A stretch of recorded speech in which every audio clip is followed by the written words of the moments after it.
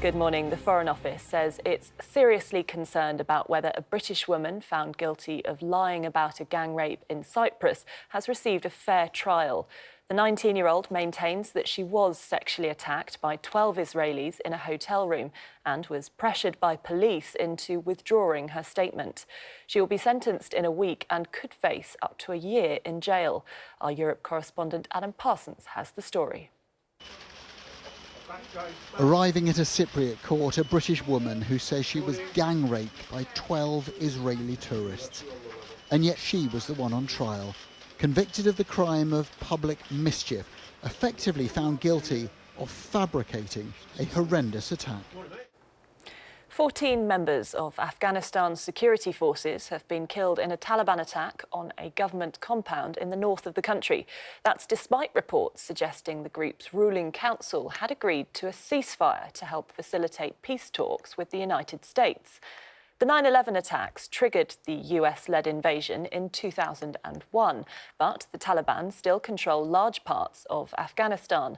The government in Kabul is supported by 12,000 US troops and another 17,000 from 39 NATO allies. The Taliban and Donald Trump both want them out. Our Foreign Affairs editor Deborah Haynes reports. Bristling with weapons and confidence, these Taliban fighters want to show they rule the road.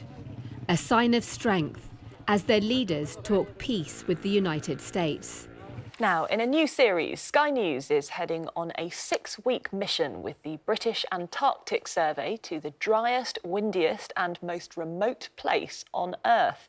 We hope to find out what impact a changing climate is having on the frozen continent and what consequences that could have for the future of the planet. Our science correspondent Thomas Moore is in Chile with the team travelling to the Antarctic and sent this report from Punta Arenas, the country's southernmost city.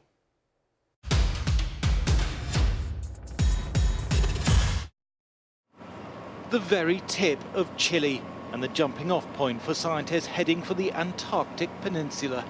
Brazilians, Americans and the British are among those closely monitoring the region, which is warming faster than any other part of the continent. This is Sky News. Stay with us. Coming up, tensions run high at the World Darts Championship. Find out who kept their cool to reach the final.